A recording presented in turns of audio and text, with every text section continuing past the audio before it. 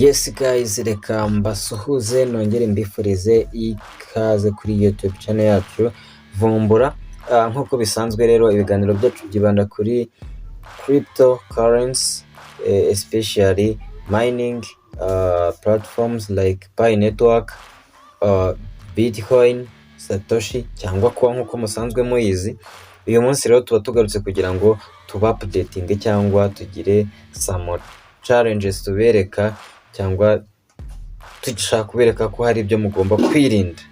Alright, rero mwese abadukurikirana kuri YouTube channel yacu Vumbura, muri mu bihugu bigiye bitandukanye, yaba bari mu Burundi, abari muri Belgium n'ahandi henshi hagiye hatandukanye, ni Vumbura ukoresha device smartphone abagezaho amakuru meza cyane kuri cryptocurrency. Alright, aka kanya rero tugiye kunyarukira ku cyo bita blockchain. Tugiye kureba blockchain ya Pi Network ndetse tugire comment dutera, kandi ndizera ko iyo comment tugiye gutera ishobora kugufasha. Nkwibutsa nimba utarakanda subscribe, ushobora gukanda kuri subscribe ugakanda no kunzogera kugira ngo tujye tugenda tubana gatanu kuri gatanu. Alright, reka tugende rero turebe uko byifashe.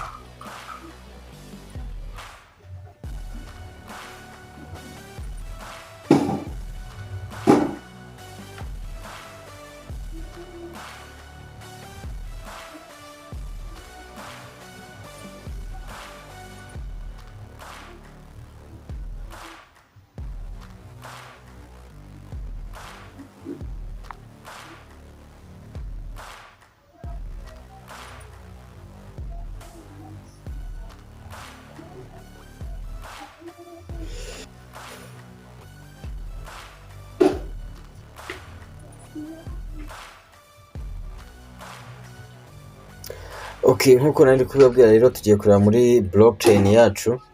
Blockchain yacu ni iyi ngiyi, blockchain.pi. Tugiye gukora analysis y'ama transaction ari kubera hano muri blockchain. Tugiye kureba muri blockchain byifashe bite, bimeze bite, what we have to care about. Reka dufungure blockchain yacu. Muri hangana blockchain ifunguka itinze ariko nta kundi. Alright, muri kubona ko blockchain twamaze kuyigeraho. Iyo ugeze kuri blockchain rero ikintu cya mbere ubonaho ama transaction ari gukorwa ako kanya. Ngira ngo muri kubona ama transaction menshi agiye atandukanye. Nk'iyi ngiyi ikozwe mu masegonda 25, uyu muntu yishyuye Pi 100, uyu nguyu yishyuye Pi 700, Pi 35, Pi 2000. Uyu nguyu amajije guclaiminga cyangwa operation ibayeho, amajije kubona amafaranga ye kuri available balance, kuri account ye nyine ya cyangwa kuri wallet ye ya Pi Network. Anyuze hano muri Pi browser ku mafaranga ye bari kuyabona kuri balance. Muri kubona ko abantu bamajije gukora activity byibuze mu munota umwe, n'abantu benshi cyane. So uri kubona nk'uyu nguyu yishyuye 0.033 Pi. So ni byinshi byabayeho. Rero icyo nkeneye ko tunota cyangwa icyo nkeneye ko twitaho muri aka kanya, tugiye kureba iki twakwirinda aka kanya. Ngewe ikintu cya mbere numva twakwirinda aka kanya ni ukwirinda kuba twakwishyura cyangwa twagira ikintu tugura aka kanya, kuko ntabwo tuzi ngo agaciro ka Pi ni akahe. Nta muntu n'umwe uzi agaciro ka Pi. Suppose that ko aka kanya ugiye gutakaza Pi 100 ugura ikintu. Nibyo uri bugura ikintu wumvikanye n'umuntu mugiye kukigura, that is good, that is fine. Nibyo muri bwumvikane igiciro mwifuriza kugurishaho, cyangwa umwe yifuza kugurishirizaho cyangwa undi yifuza kuba yaguriraho, that is fine, ni byiza. Ariko what we have to care about cyangwa icyo wagira pay attention ni ikintu kijyanye na fees. By'umwihariko nk'uko muri kubona imbere yanjye, reka turebe nk'iyi transaction ya mbere, iyi tuyifungure rebe ibyayo. Uri kubona nk'iyi transaction yabaye ku itariki 13 mu kwa 8 kuri 13 2022, nk'uko muri kubona hano imbere yanjye, saa 4:58. Ni ukuvuga ngo amafaranga uyu muntu bamukase ajya kohereza zino Pi zigera kuri 400 ni 0.01. Can you imagine? Gusa aka kanya Pi imwe iramutse itangiriye ku $314 kuzamura by'amadolari, reba iyi fizi uyu muntu yaba amajije gutakaza aka kanya kuri iyi transaction imwe yaba amaze guhomba amafaranga arenga ibihumbi 3,100 by'amadolari.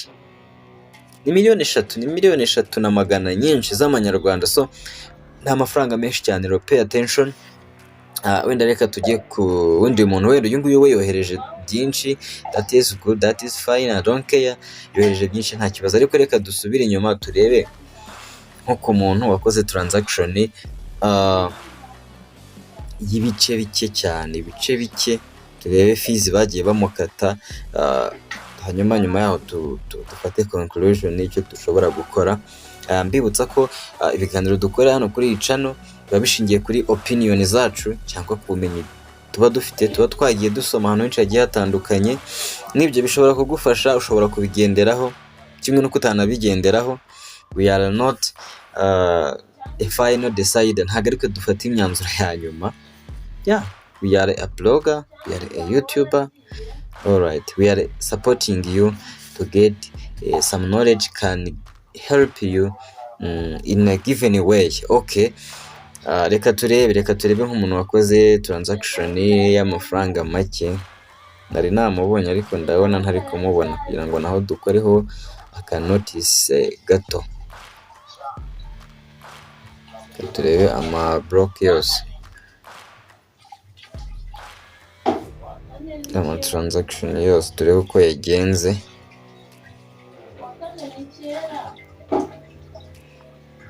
Okay,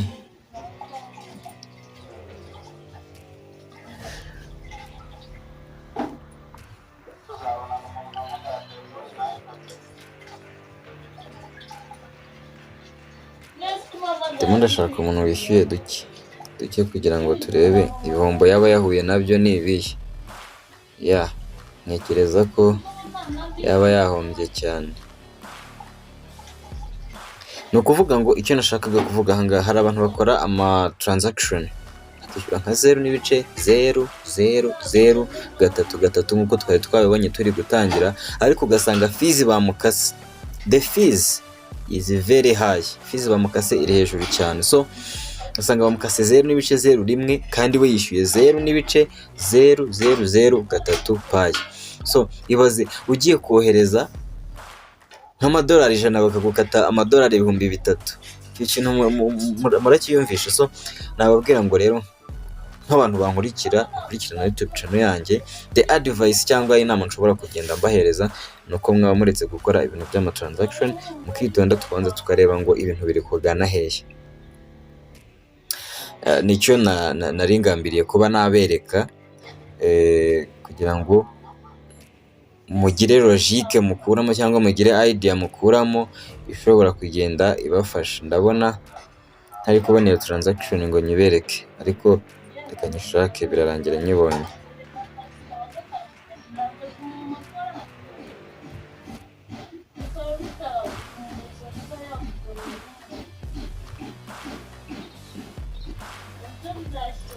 Alright, bimfasha akanya kanini kugira ngo mbone ino transaction. Ndagira ngo mundebere iyi transaction.